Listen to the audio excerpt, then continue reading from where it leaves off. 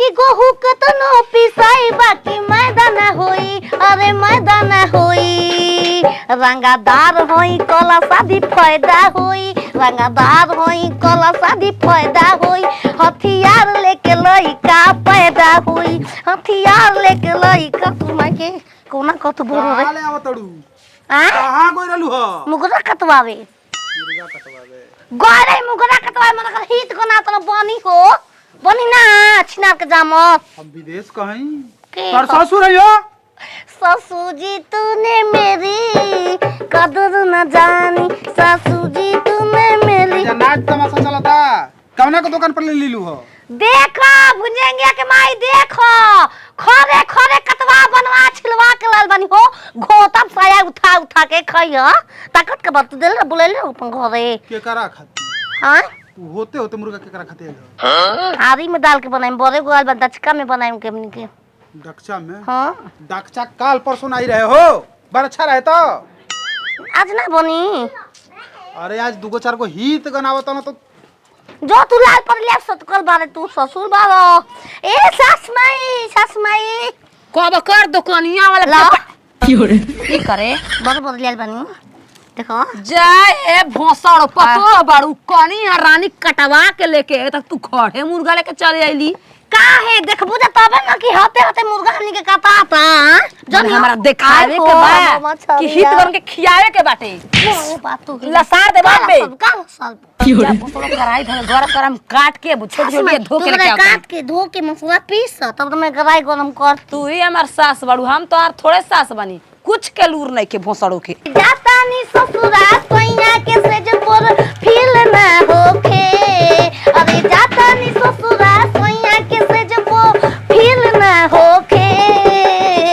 Rubber वाला चोरी किन के लाई है ये अरऊ कबो धीर ना होखे। ओए हो रबर वाला तो माय के में गिर ई कौना खुशी में हाथ बड़ा कंडा के चा बैठ गई हां हितगुन तो राल बालन तो राके देखेला बा हमरा के फिर तार बाबूजी दूसर के लेके हमरा से शादी करे हन के भगवान में हित कुमार बा चार पांच गो काहे खाती आज बा के कहि दे रहा तरन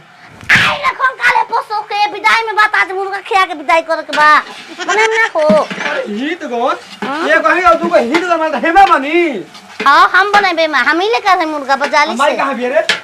बढ़िया से ना धोवब ना त कह देबो हनी के धोवे के त कुछ के लूर नहीं के आय माई रे पोसलो नहीं के मिलत हमरा के अरे जैसा नहीं पतो पागल हमारा बुझे तू धीरे धीरे पगला तरीका रे बुझियो मोरे खोजा तनी मिलत नहीं के हम पागल हो गई नी तू ही बता तो अबे कोने के पौसू लेके पूछ पागल ही रखले होई उहे ना घर के मालिक बियाज का हम ना जब तर पगली पतो से पूछे खाती मार कटाई आई खोड़े बनी रे को गो थरिया में दियाई रे चिल्लिया लोग ना कहलू कटवावे खाती तो पागल बे तू पागल बाड़ू ओके भेज के हम पागल बनल बानी रुक पूछा तानी जे देखत आली जल्दी पड़ देना काट दी काट के छौकी रे सैया मोरा धके कोरा घोड़ा पोचो भई बोका एक रात में चांद के पार ले जोई बोका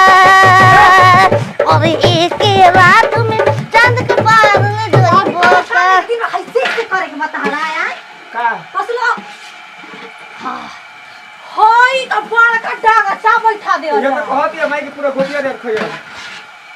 मुर्गा आई बाटे पूरा गोतिया दे यार खतना चलो बोला और नहीं तो का यही में बनाएंगे यही में खिलाएंगे पहले बैठावे के माई को ले तक बैठावे के हम उतना ताक बाक हम दाज के हम बना के खिया देब तो लिया तू 20-25 किलो मुर्गा खूब डाक अरे खिया नंदी हो अपन गाने जा अरे करा बंद काहे गुतारी यही में बनी ई कहती हम बाजार का करे ले बने बड़का बड़का मुर्गा हम बोले मालकिन हो मन मेरा भी ऐसे बातिया पागल सन की बात मान अरे मुर्गा लिया हो छिनरो ससमाई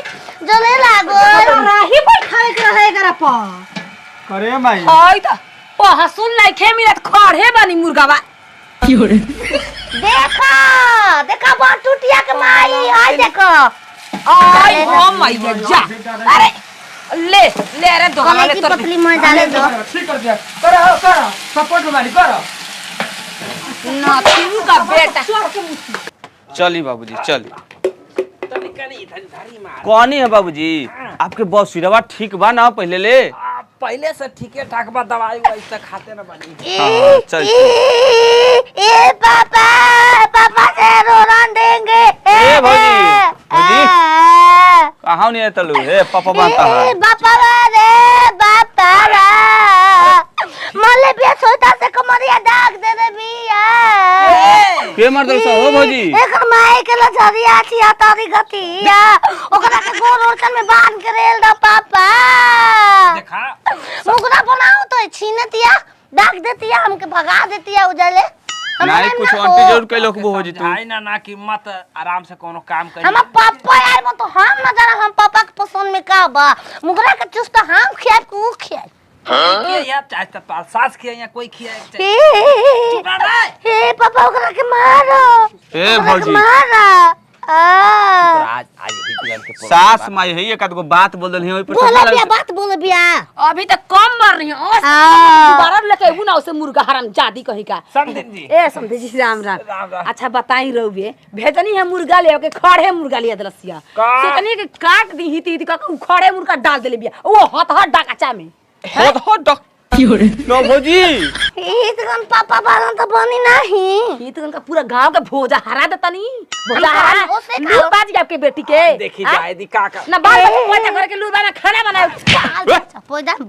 हां भौजी कैसे मर्यादा रहा हो का कर बे हमार ओ दिना का चोलिया फाड़ देला ओ दिनवा के होलिया के देखनी कहां सूत के पैदा कर ऐसन बेटी को रहर में चचवा के रख रहा मन माई अरे हम ना तो राम रखी चचवा में के रही हम ओई से तार कुल स्कूल पर ढीला बात हो हमार पता रहा तो धके थई नोच देती क्यों तई ना आप तो बच्ची के अब का करब तोर बाप के खिया के मुर्गा सही चल 6 महीना बाद हम ना हो जाई यार हम जाई तो नोच घलियो स के? हम मनी संग धोखा क के आइल बा बियाह करबा छिनार बकरी हो के आगे पीछे बोका घूमे लग से बो काहे ना घूमे स यार बस जमानी इतना लसलाई बा काहे के लागत रे काले पर यार मोल गांव जी बुद्धि में 1 रुपया के करा समझाई बच्चे न बिया अच्छा ऐसा उम्र में लड़की फक हम बियाह करे 4 गो तले बच्चा बाड़ी सब गंदा काम करबू तू हम बियाह भम चल बनी अगरबत्ती दिखाई या जाई हम नहीं हवा गोली मारवावे यारवा से इस पे जेबे पर तारा के कुकुर पूछा था कि ताके गोली मारी था यार हरामजादी सुनी ए समझी जी 2 गो मुर्गा बा एगो आप खा दे एगो आपके बेटी काम खाता सर का महाराज लते केटर के केटर फार्म में कमरवा औकात बाजी बड़ा अरे घरे हित गनाइल बना पानी चल पानी पी पिया दे हरिया के अब भूसौल घर में इनका रखा दी जाए बताओ तो अब तनी लड़की जब गलती करे मैं डर हमारे पे दे दे क्या करे के रोज गलती कर रोज आपके दंड देही मुर्गा दूग गोयल भाई कुर्सी लेके आवा नहीं जाओ तब चले ना दुआरा आओ चल